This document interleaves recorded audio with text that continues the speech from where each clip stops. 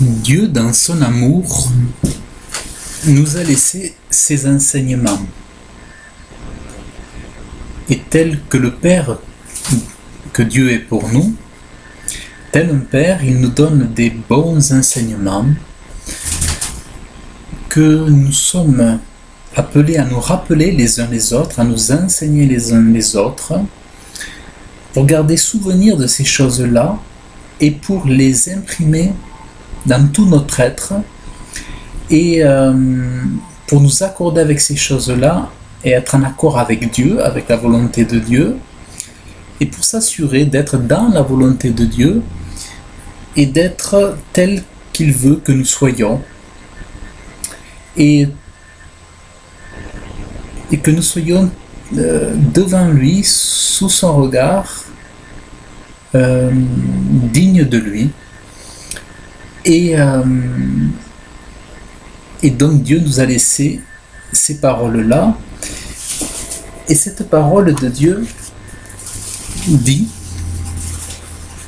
toutes les choses donc que vous voulez que les hommes vous fassent, faites-les leur aussi de même, car c'est là la loi et les prophètes.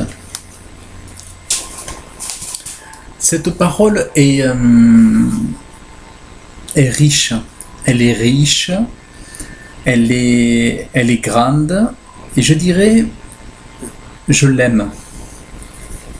Alors pourquoi je l'aime? Parce que cette parole ne se trouve nulle part ailleurs. Et son auteur, c'est Dieu. Cette pensée, c'est Dieu, c'est la parole de Dieu. Et cela nous révèle son auteur. Cette parole révèle son auteur, un Dieu qui travaille au bien de son peuple, au bien de sa création, qui travaille au bien-être de son peuple, au bien-être des nations. Ce Dieu-là, par sa parole, nous communique sa parole pour que nous soyons heureux, pour que nous soyons dans la paix, dans l'amour réciproque et continuel. Et ce que j'aime chez Dieu, c'est cet amour-là, l'amour pour son œuvre, l'amour pour ses créations, pour sa créature, l'amour pour l'homme, pour la femme, pour les enfants, les personnes âgées, l'amour de Dieu pour tous les êtres humains de tout âge. Et cela ne se trouve que chez ce Dieu-là. Toutes ces paroles ne se trouvent que chez ce Dieu-là. Et ces paroles sont dans le livre de Matthieu, dans la Sainte Bible. Elles sont sorties de la bouche de Jésus. Et c'est ça qui me fait aimer Jésus. C'est ça qui me fait aimer Jésus et l'aimer comme nul autre, parce que c'est des paroles d'amour.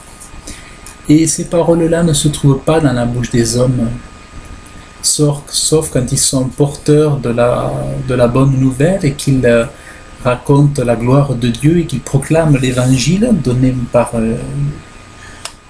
la Sainte Bible, par Jésus-Christ. Mais c'est vrai que hors de l'évangile, cette parole ne se trouve pas dans les hommes. C'est plutôt le contraire. Généralement, c'est il n'y a pas cet amour-là sur terre, hors de l'Église, hors des enfants de Dieu, hors du royaume de Dieu. Il n'y a pas cette perfection-là. Toutes les choses donc que vous voulez que les hommes vous fassent, faites-les leur aussi de même, car c'est là la loi et les prophètes. Ces choses sont visibles qu'au travers des enfants de Dieu et de leur attitude, de leur comportement vis-à-vis de leurs frères, mais aussi vis-à-vis des gens du monde. Et ces enfants de Dieu sont donc un témoignage de l'amour de Dieu, en obéissance à la parole de Dieu. Et il manifeste véritablement cette parole, c'est celle de faire du bien à tous les hommes. Et c'est merveilleux ce Dieu d'amour, c'est merveilleux comment Jésus nous parle, comment Dieu nous parle à travers la bouche de Jésus. Et comment ne pas aimer ce Dieu-là, comment rejeter ce Dieu-là, ce Dieu est tellement merveilleux, ses paroles sont tellement pures, tellement saintes, tellement parfaites, comment ne pas aimer ce Dieu-là, comment se taire? Eh bien, ne nous taisons pas, et puis proclamons la gloire de Dieu, manifestons son amour, faisons-le connaître autour de nous, et disons-le, Dieu est amour, et Dieu veut que nous soyons heureux. Et donc, toutes les choses donc, que vous voulez que les hommes vous fassent, faites-les leur aussi d'eux-mêmes. Donc, je vais, pour l'occasion, j'ai rédigé juste quelques lignes pour m'aiguiller, mais c'est tout frais, hein, je viens juste à l'instant de poser quelques mots. Tu voudrais que les gens t'aiment. Tu voudrais que les gens t'écoutent, qu'ils prennent soin de toi, qu'ils t'accueillent avec le sourire. Tu ne voudrais pas de moquerie sur toi de la part de l'autre. Tu ne voudrais pas que l'autre parle de toi, en mal, dans ton dos, mais qu'il puisse reconnaître tes qualités malgré tes défauts. Tu voudrais que l'autre soit aimable, doux et patient avec toi, et tout serait bien agréable. Si tu étais en colère, tu aimerais que quelqu'un te réponde par le calme. Si tu avais des problèmes, tu aimerais qu'une personne t'écoute attentivement et qu'elle soit compatissante à tes soucis. Si tu étais dans une grande solitude, tu aimerais qu'une personne te téléphone ou te rende une agréable visite. Toi aussi, il y a des choses que tu dois faire aux hommes. Il ne suffit pas de le pouvoir seulement, mais plutôt de le faire. Fais donc ce bien aux hommes. La volonté s'exprime ainsi, je voudrais ou j'aimerais.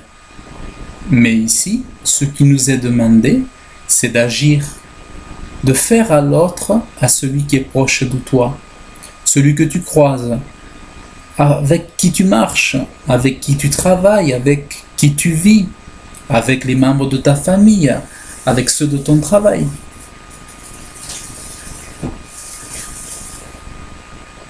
Aime-les. Fais-leur du bien. Jésus te fait du bien. Dieu te fait du bien. Il te remet tes dettes, il te pardonne, il te conduit, il te guide.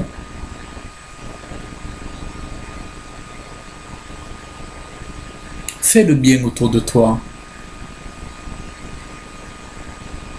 Fais-toi accueillant à tous. Donne à tous. Donne généreusement. Ne pense pas à faire du mal. Tu n'aimerais pas qu'on te fasse du mal. Sois tel que tu voudrais que l'on soit pour toi dès à présent.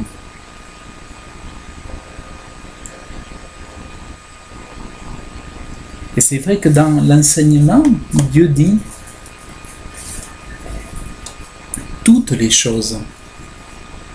Toutes les choses. Sois tel que tu voudrais que l'on soit pour toi. Présente-toi tel que tu voudrais que les autres soient pour toi. Dans mon travail, je me suis efforcé chaque jour, avec la force que Dieu me donnait, puis en y mettant aussi mes forces, je me suis appliqué chaque jour à être pour chacun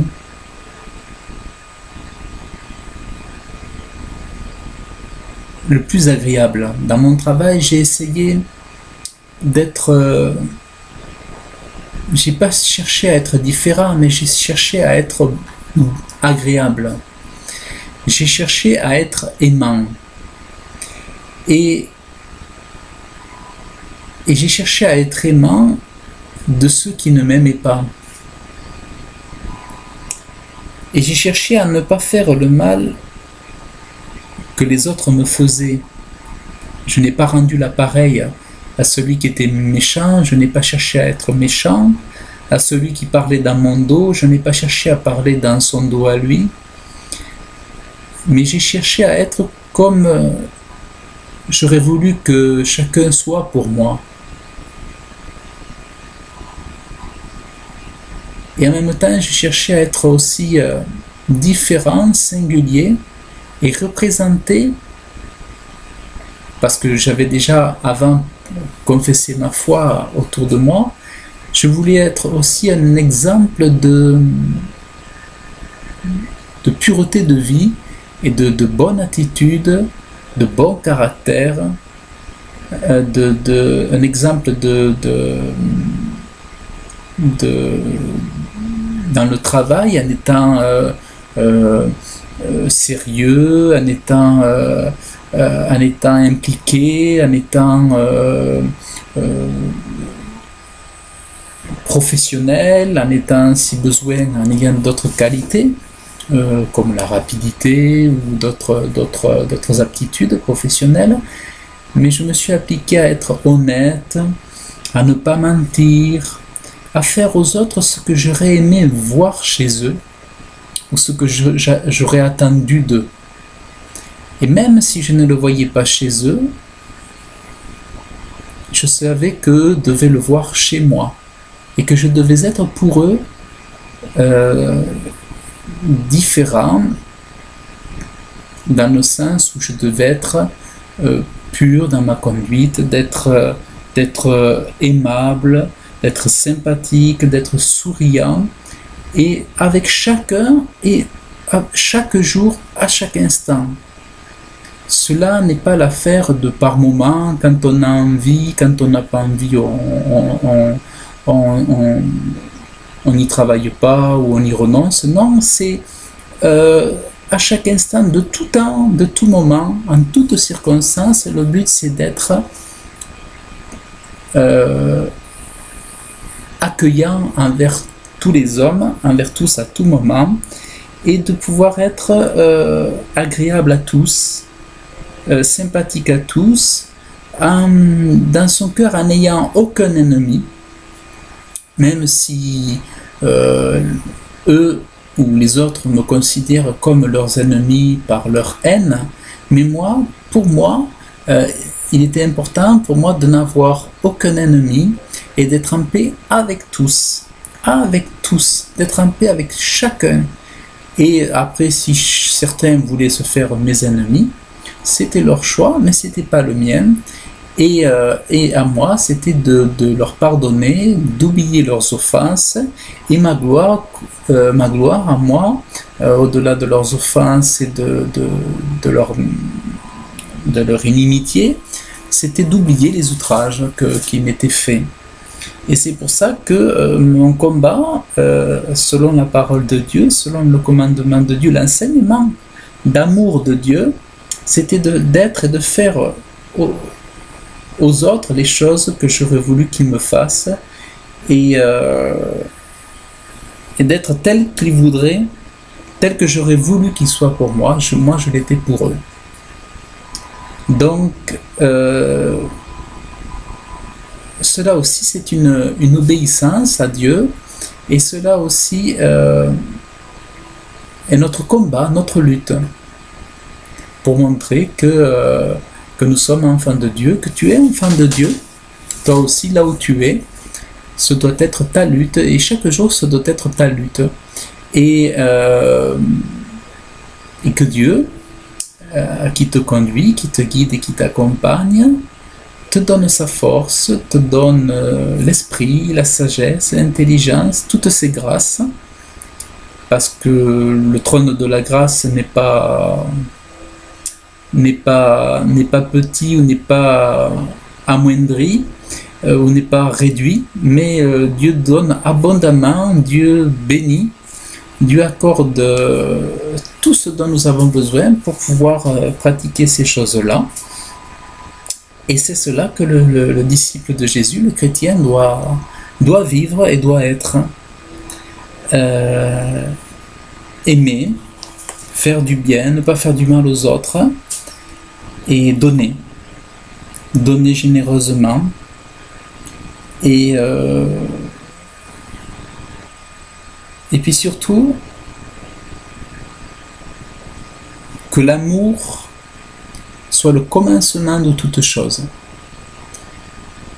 que l'amour de Dieu soit le point de départ, l'amour de Jésus, et après ce désir d'aimer tous les hommes, et de les aimer et de les servir, tout comme voyant chacun comme une créature de Dieu, une création de Dieu. Un homme, c'est une merveille, un homme, une femme, c'est une création extraordinaire, et chacun doit voir derrière cette créature l'œuvre de Dieu. Derrière Jean-François, on doit voir l'œuvre de Dieu, on doit voir Jésus, une part de Jésus, de son Créateur. Derrière Sébastien, on doit voir l'œuvre de Dieu. Derrière Xavier, on doit voir l'œuvre de Dieu, on doit voir le Créateur. Derrière Daniel, on doit voir le Créateur. Derrière Christophe, on doit voir le Créateur. Derrière Cathy, on doit voir Jésus. Et à ce moment-là, si on voit Jésus chez les autres, on ne va pas chercher à faire du mal à l'autre, on va chercher à lui faire du bien. Et au lieu de voir tous les défauts chez l'autre, on va y voir aussi ses qualités, ses aptitudes, les dons qu'il a reçus, les talents qu'il a reçus. Et c'est à nous d'utiliser nos talents, nos dons, plus que ce que Dieu ajoute jour après jour, pour faire du bien à tous les hommes et leur faire ce que nous voudrions qu'ils nous fassent aussi en retour, même s'ils ne le font pas, le faire, le refaire et continuer de faire et persévérer de faire et continuer à faire. Et cela fait partie de notre combat, de notre lutte, de notre marche et de notre désir. Notre désir de plaire à Dieu, de faire ce que Dieu nous demande et d'être agréable à Dieu par cela. Donc, sois tel que tu voudrais que l'on soit pour toi dès à présent. Mon frère, ma sœur, c'est ce que je voudrais pour toi et bien je te le demande dans le nom de Jésus, sois tel dès à présent. Que Dieu te bénisse, je t'aime très fort dans le nom de Jésus. Amen.